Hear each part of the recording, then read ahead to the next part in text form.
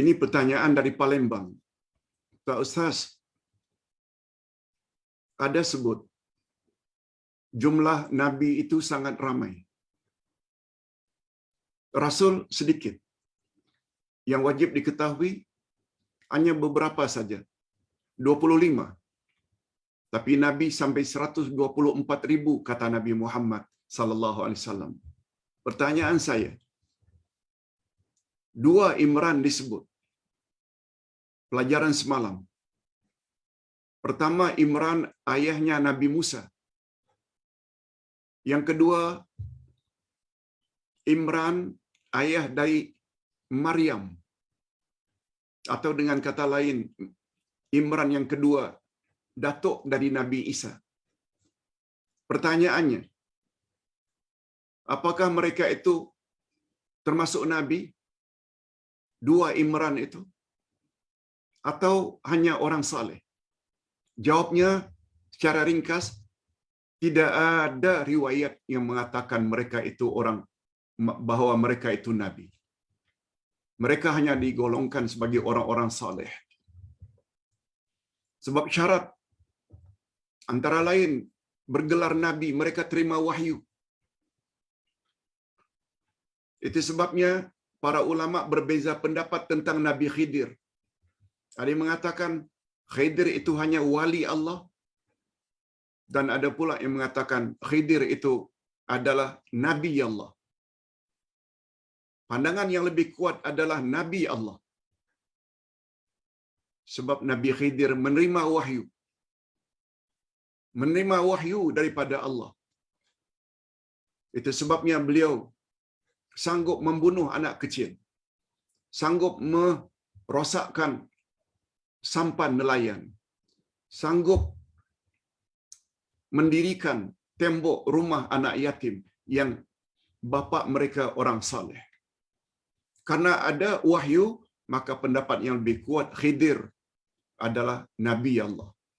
Adapun tentang 2 Imran tadi, tidak ada satu riwayat pun yang mengatakan mereka menerima wahyu. Cuma mereka selalu dikaitkan dengan orang-orang saleh. Yes. Yang kedua, Pak Ustaz, Imran ada 2. Ini lagi-lagi tentang Imran. Pertama, ayah Musa. Yang kedua, ayah Maryam. Pak Ustaz, saya ingin tahu kalau boleh tak beritahu tentang salah silah Imran ayah Maryam. Hadirin dan hadirat rahimakumullah.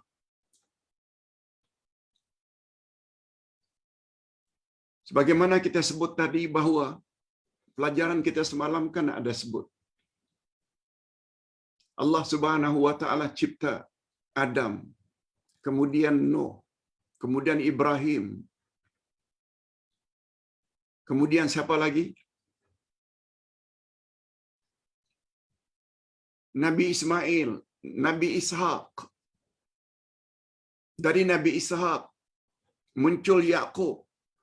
Yaqub pula anak daripada Ishaq atau cucu Ibrahim ini, nama lainnya adalah Israel. Nama lain bagi Yaqub adalah Israel. Oleh sebab itu anak cucu Nabi Yaqub dipanggil dengan Bani Israel. Anak cucu Israel sama dengan anak cucu Yaqub.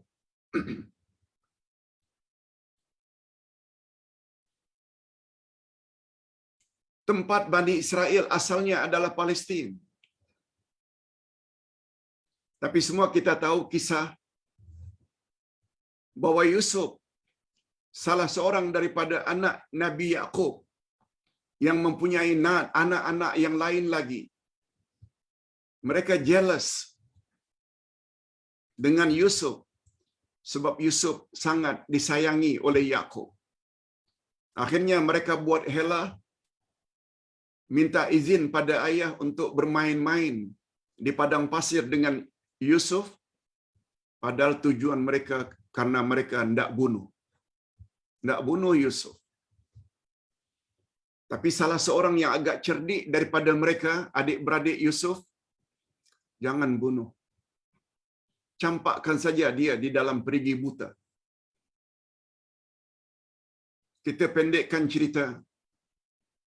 Akhirnya mereka memberitahu kepada Yakub bahawa Yusuf telah dimakan oleh serigala sambil membawa baju Yusuf dilumur dengan darah yang palsu. Tapi Yakub tidak mudah percaya. Kita pendekkan cerita. Yusuf akhirnya diselamatkan oleh kafilah dagang yang lalu di padang pasir. Ternampak ada pemuda di dalam perigi buta. Lalu mereka bawa langsung pergi ke Mesir. Mereka jual budak tersebut di Mesir. Itu mula-mula Bani Israel sampai di Mesir, yaitu Nabi Yusuf. Nah, kisahnya panjang. Pokoknya 400 tahun kemudian daripada Yusuf di Mesir, muncullah Musa. Muncullah Imran pertama, ayahnya Musa. Itu sebabnya Firaun yang sangat takut kerajaannya dirampas, dia bermimpi bahwa kerajaannya akan dirampas, lalu diisytiharkanlah mana-mana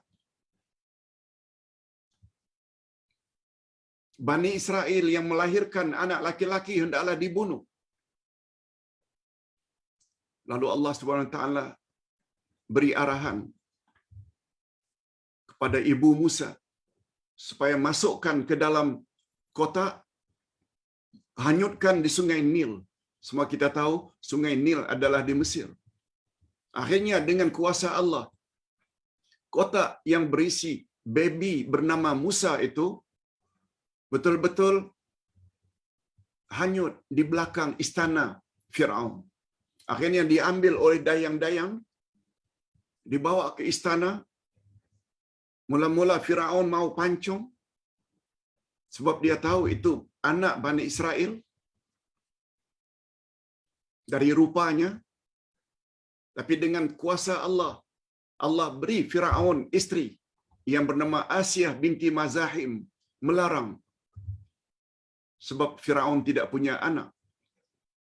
Apa kata kita kalau kita ambil sebagai anak angkat? Kata Asiyah.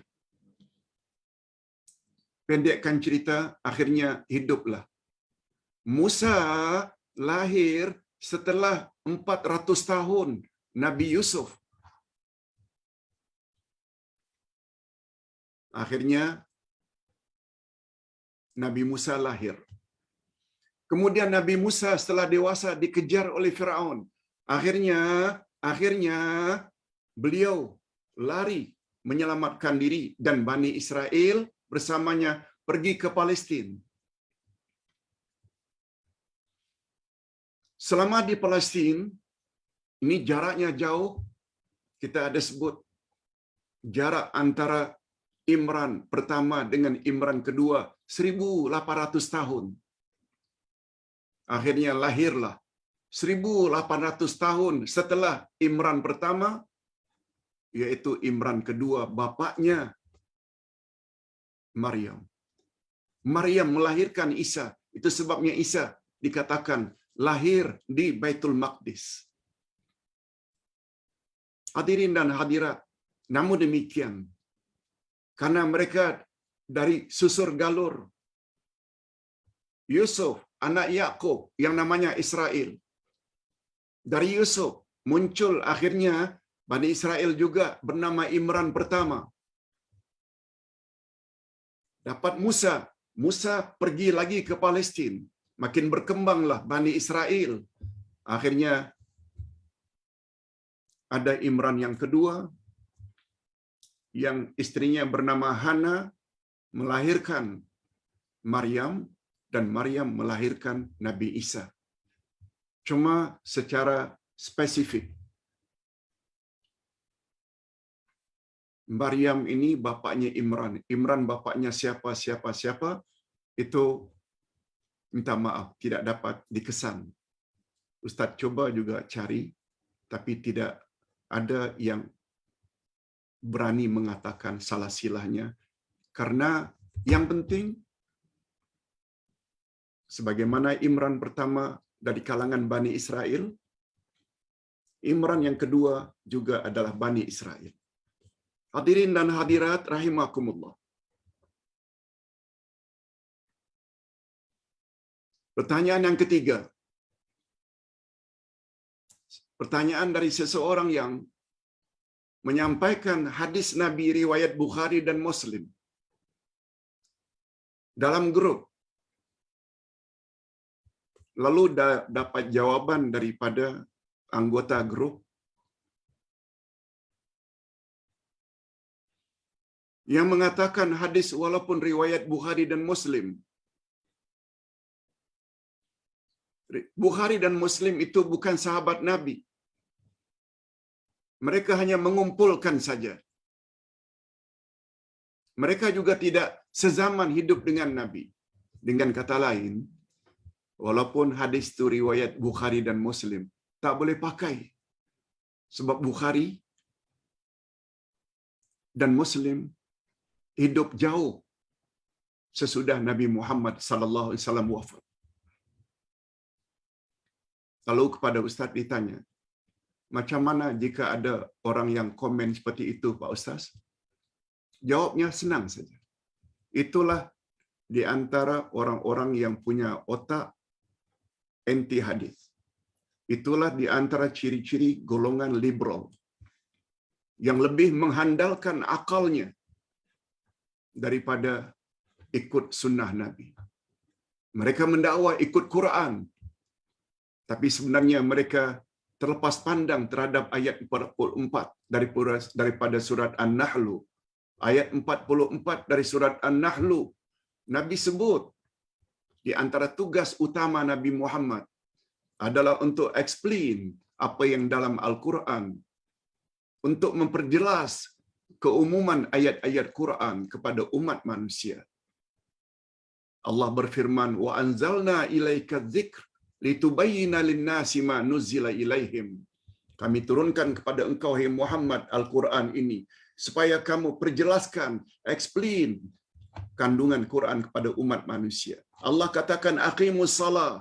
Nabi yang explain bagaimana cara salat dari takbir hingga salam. Allah berfirman, wa atimmul hajja wal umrata lillah. Sempurnakan haji dan umrah semata-mata karena Allah. Nabi yang explain. Orang Nusantara miqat makani, pasang niat memakai ihram, bermula dari mana? Ya lam-lam. Orang Mesir lain, orang Iraq lain, orang Jeddah lain, orang Madinah lain. Tawaf 7 pusingan bermula dari mana? Melontar jamarat berapa batu, batu sebesar apa? Ukuf di Arafah berapa hari bulan? Semua penjelasan itu datang dari Nabi Muhammad sallallahu alaihi wasallam. Lalu mendakwa hadis riwayat Bukhari Muslim. Mereka itu mengumpulkan saja, bukan sahabat Nabi. Memberi isyarat. Mereka coba ingin mengingkari hadis-hadis Nabi yang sahih. Padahal menurut ulama hadis Ahlus Sunnah wal Jamaah, semua hadis riwayat Bukhari dan Muslim adalah sahih dan boleh digunakan pakai sebagai dalil. Ustaz kira cukup sampai di sini dulu, walaupun sebenarnya tertulis